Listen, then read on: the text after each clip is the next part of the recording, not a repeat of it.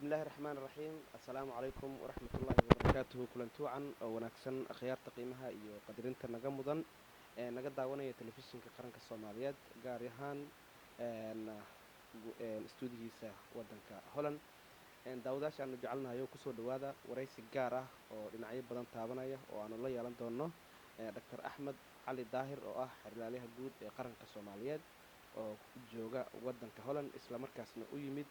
موضوع كسابسن بدأ صوماليا أيضا لوكسوني هاي إن مرن أي صوماليا أي كينيا أو كلا دحية أو كأدن بدأ حنا ديتوركا أو إن هل كان يمد إن الدوكومنتي صح أو دولة صوماليا أو ما يراه الدوكومنت الدعوة أو دولة صوماليا كدعوون يسو إن كينيا وكيني محكمة دا عالمي جاء عدالة ودن كان هولن كتالو taasoo qaada dacwadaha noocyadaas oo kale ah marka su'aalaheena ayaan bilaaban doonaa marka hore kusoo dhawow SNTV Holland Dr. Axmed Cali aad iyo aad mahadsan tahay adiga iyo baxda telefishinka qaranka Soomaaliyeed ee SNTV shaqada iyo runtii doorka muhiimka ah oo aad ummadda Soomaaliyeed u haysaanba waa ku boorineynaa inaad halkaa ka sii tahay waxaad joogtaa Holland gaar ahaan magaalada Hague waxaad halkan aad u timid barnaamij culus oo Soomaaliya waxaad hogaaminaysay wafdi ballaaran oo isugu jira Soomaali iyo weliba dad ajaanib ah oo khubaro iyo looyaro ah kuwaasoo aad isla wadeen dukumeenti dacwo ah oo aad ka gudbinayseen dowladda Kenya bal arrintaasi faahfaahin marka hore nooga bixi bismillaahir rahmaanir rahiim kulley arrinta badda Soomaaliyeed aan halkan u nimid arrin shacabka Soomaaliyeed oo dhan wada ogsoon yihiin waaye sidaad ogtahay waa dowladda Kenya ayaa baddi Soomaaliyeed si sharci darro ah u samaysatay xuduud badeed sharci darro ah sanadkii 2005 ilaa iyo muddadaasna ka jiray dood ah in baddayadii ay si sharci darro ah ay ku calaamaysatay isla markaasna ay qandaraas ku siisay ama ku abaalmarisay kumbaniyo iyo shirkado waaweyn oo qolada shidaalka baara ah iyo sameeya muxuu ahay ka sameeya cilmi baaris ku sameeya iyo ku sameynaya sahamin ku sameynaya ilaa 6 kumbanina ku siisay arrintaas ayaa dowladda Soomaaliyeed iyo shacabka Soomaaliyeed ba ay ka hor yimaadeen qadiyadaas ayaanu imid Hague arrintaas aan imid bal sharaxaad inooga bixi bal dukumeentigan dacwadda aad gudbiseen wuxuu yahay iyo xilliga dacwaddaasi si rasmi ah loo galaayo iyo doorka Kenya ay naftirkooda dacwaddaas maadaama aad gudbiseen ayagana dacwad kale ay gudbinayaan ama sida wararku ay nagu soo gaareen runtii dooda badda Soomaaliyeed waxay bilaabatay maalintii ay dowladda Kenya ku xadgudubtay baddeena laakiin dacwadeeda qaanuunka in la wajaha ah waxay bilaabatay sanadkii hore bishii Agost ayaa dowladda Soomaaliyeed ee federaalka Soomaaliya ay si cad u gudbisay in ay dacwad u gudbinayso dowladda Kenya ka gudbinayso dowladda Kenya isla markaasna ay u gudbinayso maxkamadda caalamiga ah ee Hague dacwadaasna waa la gudbiyay hordhaceedii ugu horeeyay kadibna waxaa qabsoomay waxay u yeertay maxkamaddu labadii dowladoodba bishii Oktoobar ee sanadkii hore 2014 ama 2014 waxaana la isla gartay qaabka ama habka ama procedure-ka ay maxkamaddu ku shaqayn doonto dacwaddaas loo mari doono sidaas ayaa muddo 9 bilood ah lagu siiyay dowladda Soomaaliyeed inay ku soo gudbisato dacwadeeda oo dhammaystiran balillaahi alxamdu ilaahay mahadiis iyo annagoo kaashanayna shacabka Soomaaliyeed iyo xukuumaddaba waxaan ku guuleysanay in waqtigii loogu talagalay dacwadii oo dhammaystiran aan u soo gudbino maantana runtii munaasabadda dhacday waxay ahayd gudbintii dacwaddaas iyadoo dhammaystiran oo aad u fara badan oo cilmi baaris iyo sharciyadii caalamiga ahaa iyo researchkii laga sameeyey iyo wax alla wixii caddayn u noqon kara dowladda Soomaaliyeed ee dhulkeeda inay xaqiiqsato waana u gudbinay maxkamadda sidaad arkayseenba maanta ayaan u gudbinay anoo ku hadlaya magaca ummadda soomaaliyeed iyo magaca xukuumadda federaalka soomaaliya dowladda federaalka soomaaliya ayaan ku gudbinay aniga iyo tiimkii ama kooxdii looyarada ama qareennada u ahaa dowladda soomaaliyeed iyo weliba khubaradii badda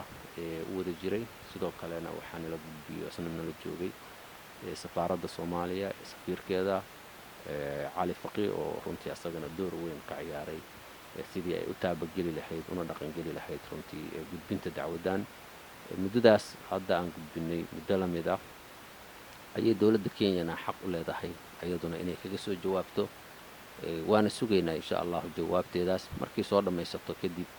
ayaa waxaa bilaabmi doona dacwaddii dhegaysigeedu waa tahay marka sharaxaadda did aada naga siiso bal horta badda laisku haysto intay la eg tahay waa dhul aada u weyn runtii badda laisku haysto anigu ma dhihi karo laakiin baddayada oo ay dowladda kenya sheeganayso annaga wax haysi la yidhaahdo iyo wax dispute la yidhaahdo oonu aqoonsannahay ma jirto laakiin waxaan ognahay dhulkayagii aan xaqa u lahayn oo ilaahayna makana siiyey oo ilaahayna siiyey qaanuuniyan iyo dhul ahaanbana aan u lahayn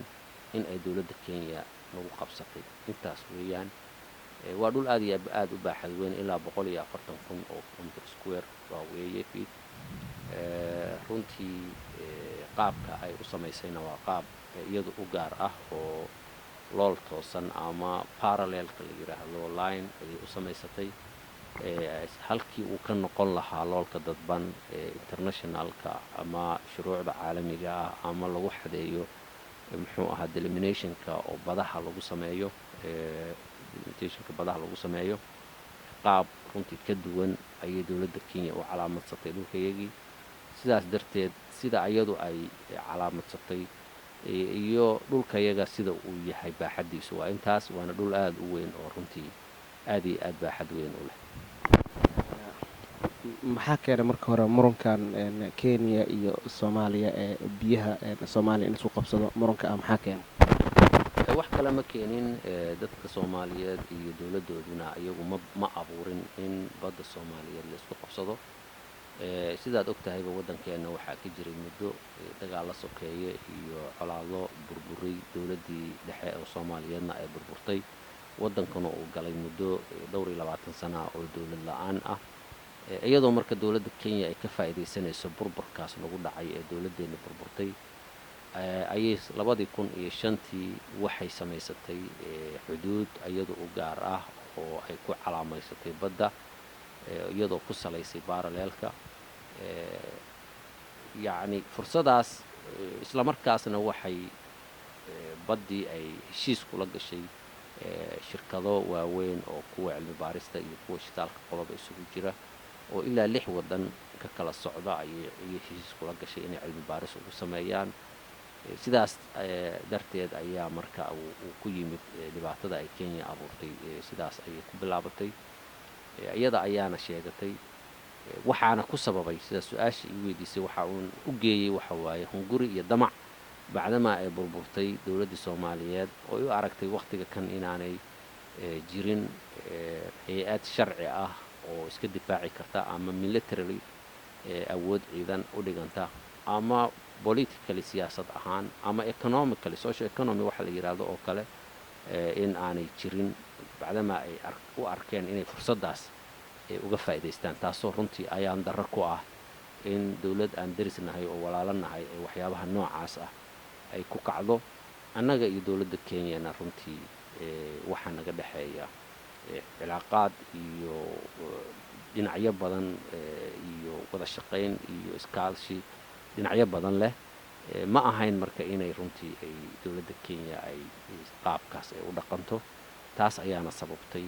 in ay ka faa'iidaystaan burburkaas laakiin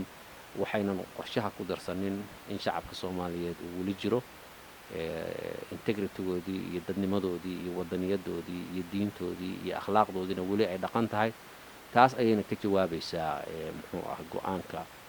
dowladda soomaaliyeed ay qaadatay oo ah in ay maxkamadda caalamiga ah horteeda ay ku dacweyso kenya si baddeeda iyo xuquuqdeedaba ay bannaanka uga marto adiga xerilaalihii qarankaa tahay dokumentiga ee dacwadda dowladda soomaaliya adigaa gudbiyey ma idinkaa u qaabilsan hay-ad ahaan dowladda in barnaamijkan aada gashaan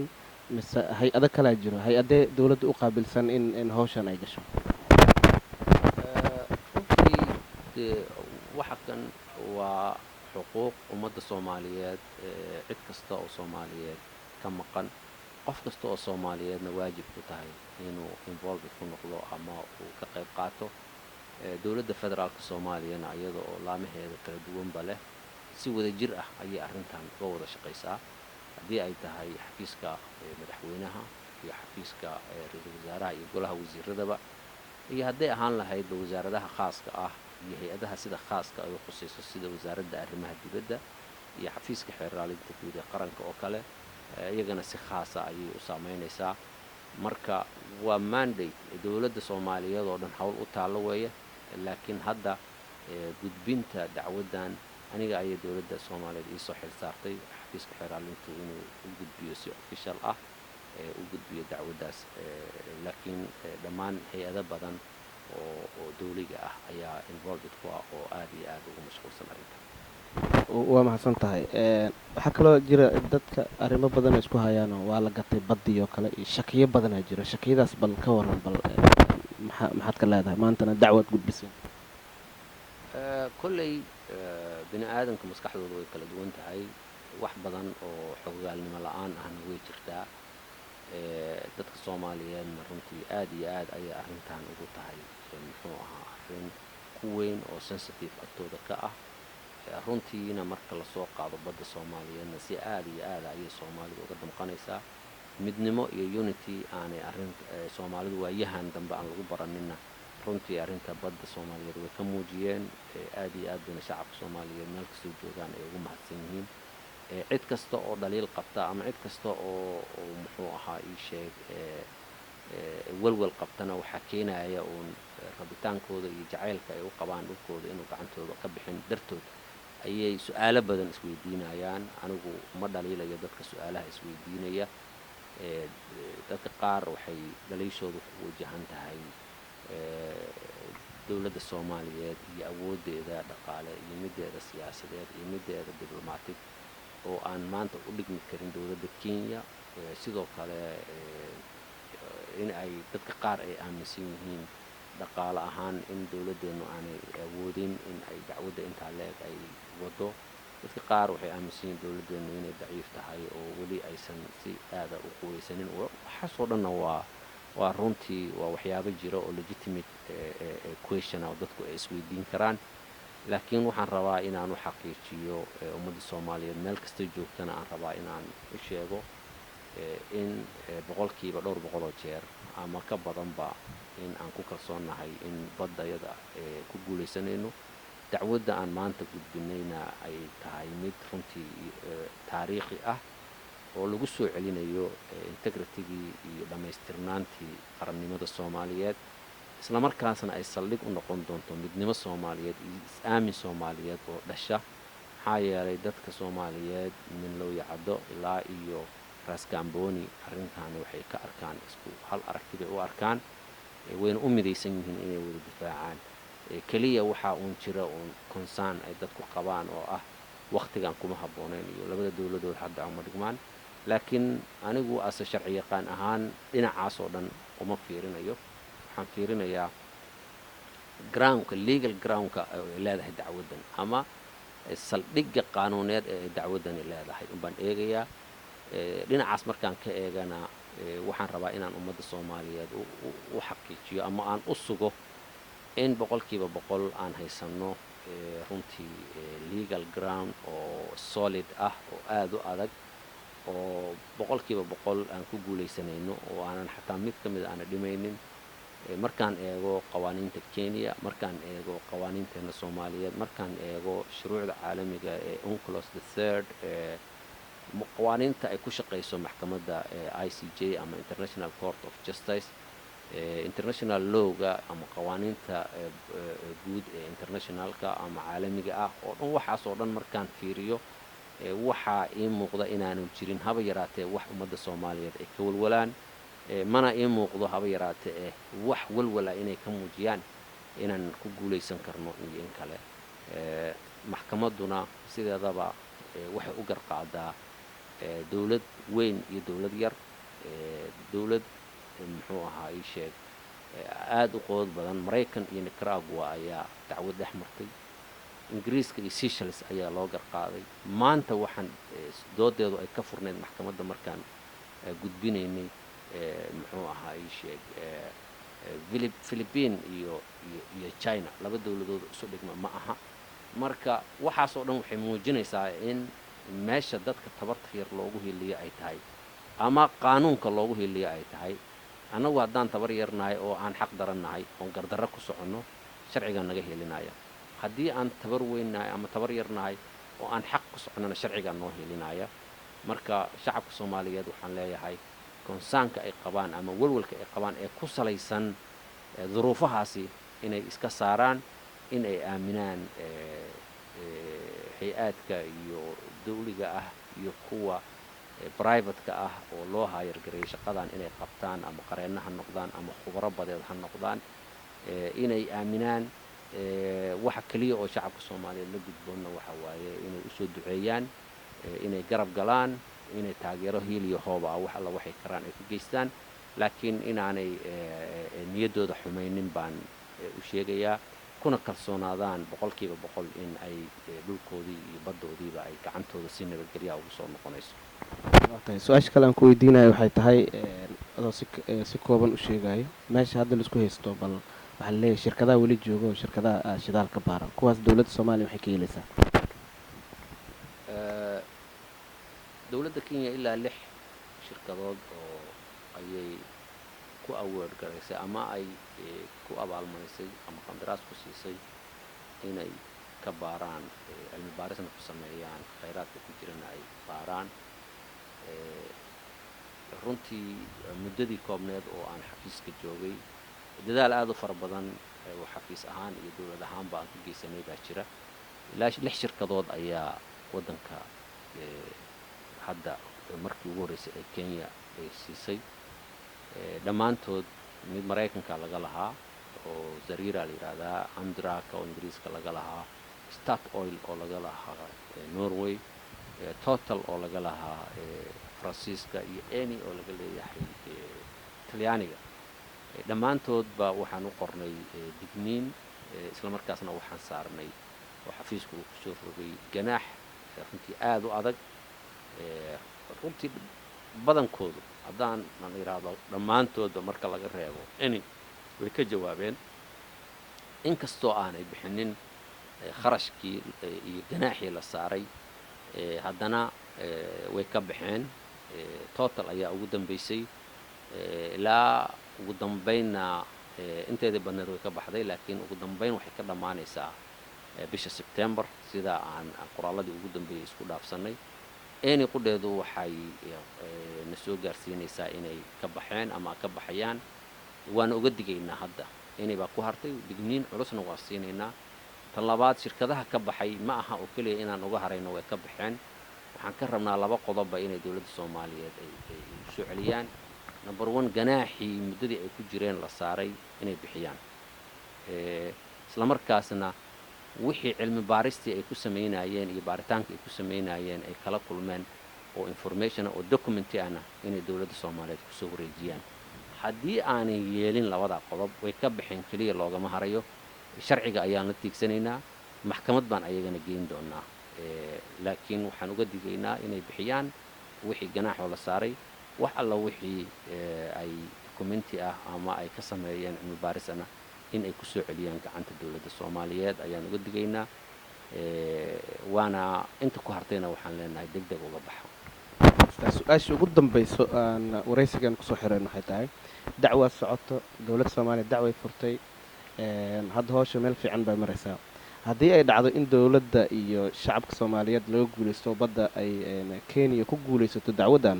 maxaa dhacay ma dhacayso insha allah in laga guulaysto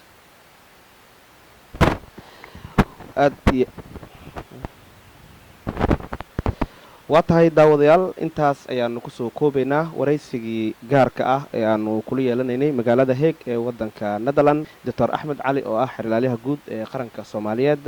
isla markaasna halkan u yimid in uu dacwad ka gudbiyo kenya oo ku saabsan dhinaca badda inta aanu waraysi midkaa la mid ah daawadayaal aanu ku kulmayno sidaas iyo nabadgelyo waxaad naga daawanaysaan telefishinka qaranka soomaaliyeed dhinaca farsamada iyo kaameradana waa ridwaan asalaamu calaykum waraxmatullaahi wabarakaatu